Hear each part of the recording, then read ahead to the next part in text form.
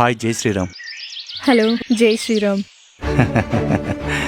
ఎవరా అమ్మాయి?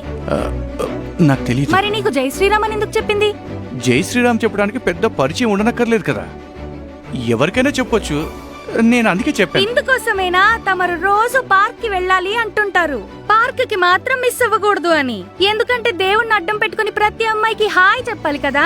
నేను కూడా చెప్తా, అబ్బాయిలను చూసి నేను మీలాగే జై శ్రీరామ్ చెప్తా.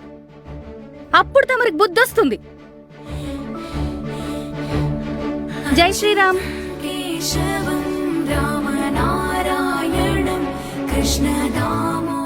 జై శ్రీరామ్ అండి.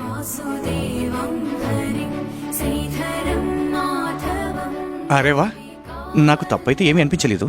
ఇది చాలా మంచి విషయం. నువ్వు కూడా అబ్బాయిలకు జై శ్రీరామ్ అని చెప్పి అందులో తప్పేముంది? జై శ్రీరామ్ బాబు. శుభోదయం అమ్మగారు, మీకు జై శ్రీరామ్. ఎలా ఉన్నారు? బాగున్నాను. ఇంతకుముందు ఆమె ఎవరో నాకు తెలీదు. అలాగే నేను కూడా. నిన్న ఆవిడకి నేను జై శ్రీరామ్ అని చెప్పాను. అది గుర్తుపెట్టుకుని నాకు ఇవాళ చెప్పారు. భగవంతుని తలుచుకోవడానికి ఒకరినొకరు తెలుసుకోవాల్సిన అవసరం లేదు. ఎవరు ఎవరికైనా చెప్పొచ్చు. నీకు బాగా తెలుసు కదా, నేను పార్కుకు వచ్చినప్పుడు భజనలు వింటానని. ఆ రోజు నేను ఈ భజన వింటున్నాను. రామనామం అనే ముత్యాన్ని పంచుతాను ప్రతి ఒక్కరికి, చెందుతుంది ఇది అందరికీ.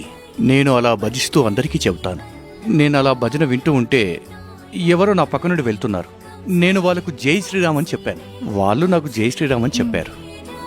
ఇక అప్పటి నుంచి నాకు ఎవరు కనిపించినా జై శ్రీరామ్ అని చెప్తాను. అలాగే వాళ్ళు కూడా నాకు చెప్తారు.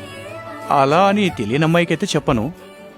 ఆ అమ్మాయి ఉంది కదా, మన వెనుక వీధిలో ఉంటున్న శర్మగారి అమ్మాయి, అందుకోసమే చెప్పాను. అది దేవుని పేరు కదా, ఇందులో పెద్ద తప్పేమీ లేదనుకుంటున్నాను. ఏంటన్నగారు ఈరోజు ఉదయంతో వచ్చారు? జై శ్రీరామ్. జై శ్రీరామ్. జై శ్రీరామ్. జై శ్రీరామ్. ఇక వెళ్దామా?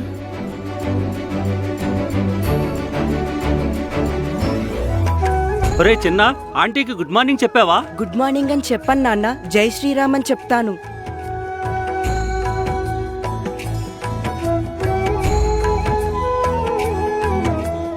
జై శ్రీరామ్ తమ్ముడు. జై శ్రీరామ్ అన్నా.